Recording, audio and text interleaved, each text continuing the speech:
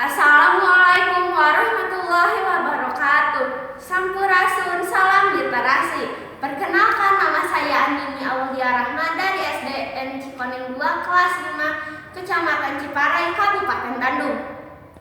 Di sini saya akan mereview buku berjudul Danau Toba yang ditulis oleh Dede Firmansyah dan diterbitkan oleh Kaira Publishing dengan jumlah halaman 24 halaman. Dengan teknik chart. Di kolom pertama ada hikmah. Janji adalah janji yang harus kita tepati. Walaupun kita hilaf, kita tetap sudah mengingkarinya. Sebab itu kita harus siap menanggung akibatnya. Lalu di kolom kedua ada hal terkesan yang terlihat dari bacaan. Suatu hari ada seorang pemuda bernama Toba. Dia memiliki ladang dan sawah untuk kehidupannya sehari-hari. Dia mencari lauk tambahan dengan memancing di sungai. Setiap hari dia melakukannya. Namun pada suatu hari saat dia sedang memancing, dia tak kunjung mendapatkan ikan. Dia pun kesal lalu beranjak dari tempat itu. Setelah itu, tak lama kemudian dia kembali lagi karena dia berpikir kembali bahwa bagaimana jadinya jika dia makan tanpa ada lauk tambahan. Setelah dia memancing kembali, tak lama dia pun mendapatkan seekor ikan besar. Dia pun kegirangan dan langsung membawanya pulang ke rumah. Dia menyimpan ikan itu di dapur saat sudah sampai di rumah. Setelah itu dia pun keluar lagi untuk mengambil kayu bakar. Saat dia kembali, dia melihat malah banyak kepingan emas dan tidak ada ikan di sana. Dia pun akan menyimpan emas itu di kamarnya. Saat dia di ambang pintu kamarnya, dia melihat seorang gadis yang ada di kamarnya. Gadis itu pun menjelaskan bahwa dia adalah jelmaan ikan dan sisik-sisiknya itu adalah kepingan emas yang tadi dibawa Toba. Toba pun meminang gadis tersebut.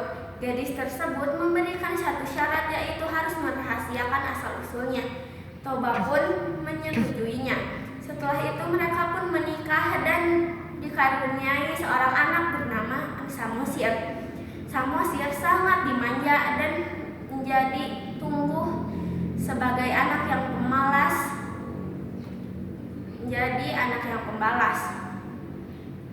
Suatu hari dia disuruh ibunya agar dia mengantarkan bekal pada ayahnya.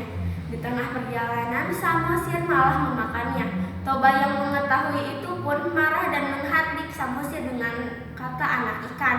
Samosir pun menangis kembali ke rumahnya dan mengadu kepada ibunya bahwa dia telah dihardik oleh ayahnya sebagai anak ikan. Ibunya pun menyuruh anaknya agar dia pergi ke bukit paling tinggi. Anaknya pun menurut. Setelah itu ibunya pun pergi ke sungai lalu dia menangis. Tangisan itulah yang memunculkan Danau Toba. Dan hanya Samosir yang selamat dari kejadian itu karena ia berada di bukit paling tinggi.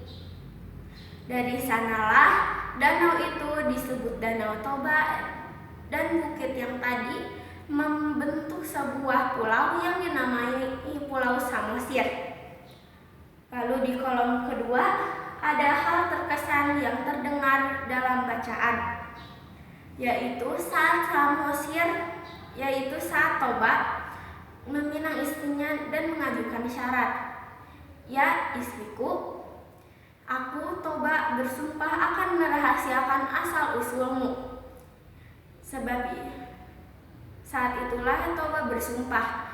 Namun Toba melanggarnya dan menyebabkan istrinya pun pergi. Sekian dari saya, mohon maaf bila ada kesalahan.